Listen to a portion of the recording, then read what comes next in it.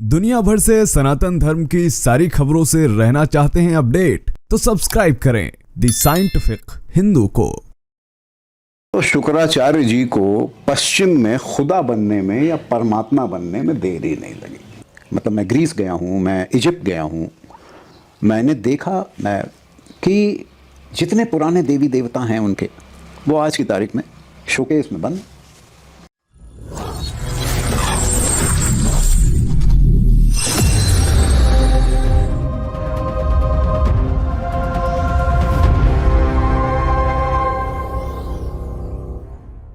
पिछले कई वीडियोस के माध्यम से हम आपको ये बता चुके हैं कि किस तरह मोहम्मद साहब, अब्राहम, हजरत मूसा, इनका संबंध सीधे सीधे हिंदू धर्म से जुड़ा हुआ था और वह भी एक हिंदू धर्म की शाखा थी।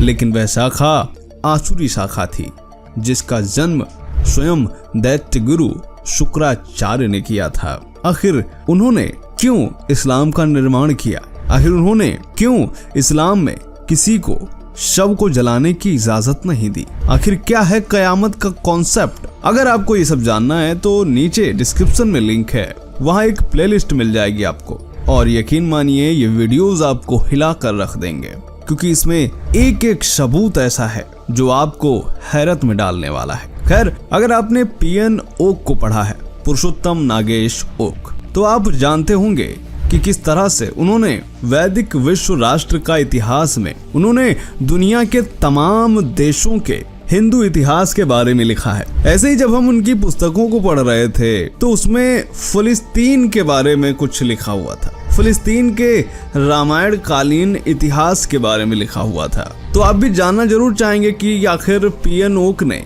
क्या लिखा है फिलिस्तीन के रामायण कालीन इतिहास के बारे में। आखिर फिलिस्तीन का नाम फिलिस्तीन कैसे पड़ा, ये सब पीएन ओक ने अपनी पुस्तक में लिखा हुआ है। तो चलिए जानते हैं इसको, और आपकी क्या राय है इस पर कमेंट करके हमें बताइएगा जरूर। शुरू करते हैं आज का वीडियो। कमेंट में हर हर महादेव जरूर लिखिए, अच्छा लगता है। स्वागत है आपका द साइंटिफिक हिंदू पर। मेरा नाम है धीरेन्द्र और आप देख रहे हैं the scientific Hindu.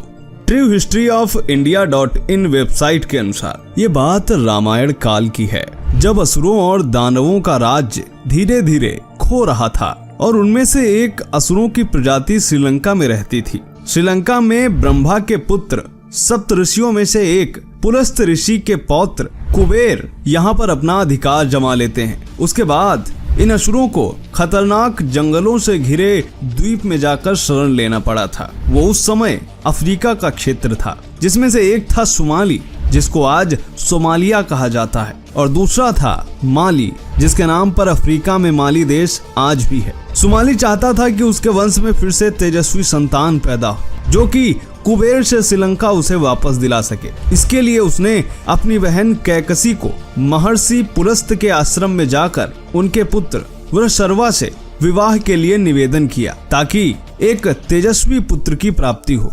PN okay ये बताते हैं कि महर्षि पुलस्त का आश्रम आधुनिक फिलिस्तीन या पैलेस्टाइन क्षेत्र में ही था, जहां वे अपनी पुत्री और पुत्र के साथ रहते थे। उन्हीं के नाम पर इस क्षेत्र का नाम पैलेस्टाइन पड़ा था। सोमाली की पुत्री कैकसी वहीं आकर रहने लगी और एक दिन उसने महर्षि पुलस्त के पुत्र से विवाह कर लिया। दोनों शादी के बंधन में बंध गए। वृषर्वा और कैकसी से 4 संतानें हुई, जिसमें सबसे बड़ा रावण के नाम से विख्यात हुआ। अन्य कुंभकर्ण, विभीषण और शूर्पणखा थे। पीएन ओक के अनुसार इन सब का जन्म आधुनिक फिलिस्तीन में ही हुआ था। रावण ने कुबेर को हराकर श्रीलंका वापस छीनी। श्री राम रावण युद्ध के बाद जब रावण का तथा उसके समस्त कुल का संहार हो गया, तो माली और सोमालिया से लेकर पूरा उत्तर अफ्रीका और जहां जहां भी उस समय रावण व असुरों का राज था, उन सबको श्री राम की प्रजा कहा जाने लगा। फिर श्री राम के बाद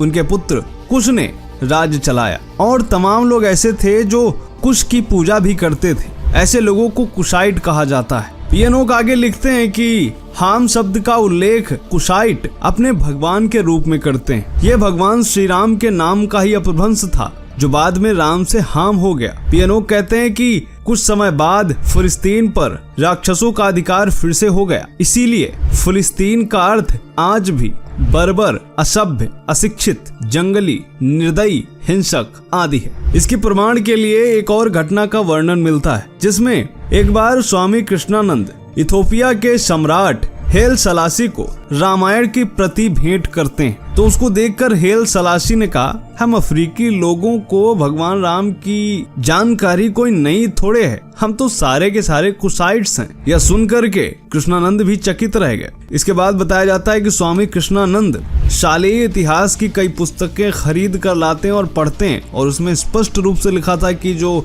अफ्रीकी लोग हैं वो कुसाइट्स हैं। थोड़ा और आगे बढ़ते हैं तो पता चलता है कि फिलिस्तीन में आज भी राम के नाम पर एक नदी का नाम है। फिलिस्तीन में एक रामल्ला शहर है जो कि माना जाता है भगवान राम के नाम पर ही है। पियानो कहते हैं कि जो इजिप्ट है वो दशरथ के पिता अज के नाम पर है, जो कि अजपति होता है, उसी का ये अपभ्रंश है। और इजिप्ट के राजाओं के नाम भी राम से शुरू होते हैं, जैसे कि रामसेस प्रथम, रामसेस द्वितीय।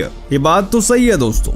जो इजिप्ट के कई राजा हैं जिनका इतिहास में उल्लेख मिलता है, उनका राम से नाम तो मिलता ही है। कई राम टेटू हैं या फिर रामशेषे हों, इसी तरीके के तमाम शब्द हैं जो इजिप्ट के राजाओं के नाम है। इसके अलावा एडवर्ड पोकोक ये बताते हैं कि जो इटली था वो भी भगवान राम से जुड़ा है। पियानो की पुस्तकों को पढ़ते हैं तो उसमें भी ये लिखा है कि श्री राम और रामायण अफ्रीका, फिलिस्तीन, इटली, इन सभी जगहों पर काफी ज्यादा मानी जाती थी, पढ़ी जाती थी, और इसका संबंध इन क्षेत्रों से था। कुछ विद्वान इसे अत्रि शब्द का अपभ्रंश मानते हैं, तो कुछ इसे अतल शब्द का अपभ्रंश मानते हैं, और रोम शब्द का तो लोग यही मानते हैं कि ये भगवान श्री राम के नाम का ही अपभ्रंश है। एडवर्ड पोकोक लिखते हैं कि Behold the memory of Ravan still preserved in the city of Ravenna, and see on the western coast its great rival Rama और रोम। ये खुद बता रहे हैं किस तरीके से इटली में